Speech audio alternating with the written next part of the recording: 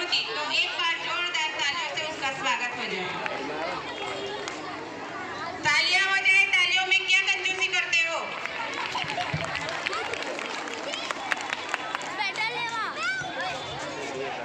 અહીં ઉપસ્થિત પધારેલ મહેમાનશ્રી, ટ્રસ્ટીશ્રી, આચાર્યશ્રી, શિક્ષકશ્રીઓ તથા મારા વહાલા વિદ્યાર્થી મિત્રો, હું આજે મારા ભ્રષ્ટાચાર વિશેના વિચારો રજૂ કરીશ. આપ સૌ શાંતિથી સાંભળજો. જે કાર્ય કરવાથી વ્યક્તિ, સમાજ અને રાષ્ટ્રનું નુકસાન થાય છે તે ભ્રષ્ટાચાર. ભારતમાં આજે જીવનનું એક પણ ક્ષેત્ર એવું જોવા નહીં મળે જ્યાં ભ્રષ્ટાચારે પોતાનું સામ્રાજ્ય જમાવ્યું ન હોય.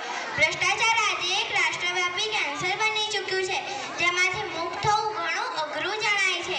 આજે બિલ્ડરો, દારૂના અડ્ડાવાળા, પોલીસ તંત્રો, સરકારી અધિકારીઓ, દુકાનદારો, વેપારીઓ વગેરે પરસ્પર સાંઠગાંઠ હોય છે. તેથી ભ્રષ્ટાચાર વધુને વધુ ફેલાતો જાય છે. નબળા બાંધકામો થાય છે, ખુલ્લેઆમ દારૂ વેચાય છે. ભ્રષ્ટાચારના અનેક કારણો છે. માણસે નીતિને નેવે મૂકી દીધી છે.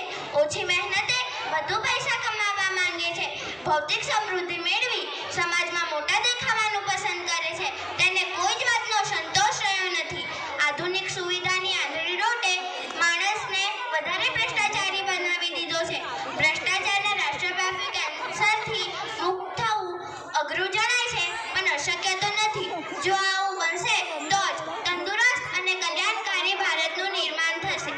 ભ્રષ્ટાચાર રહેગા ऐसा ही जारी, जनता भी लूटती जाएगी बेचारी. भ्रष्टाचार रहेगा ऐसा ही जारी, जनता भी लूटती जाएगी बेचारी. भ्रष्टाचार के खिलाफ आवाज उठाओ, आवाज उठाने की अब है हमारी बारी. भ्रष्टाचार के खिलाफ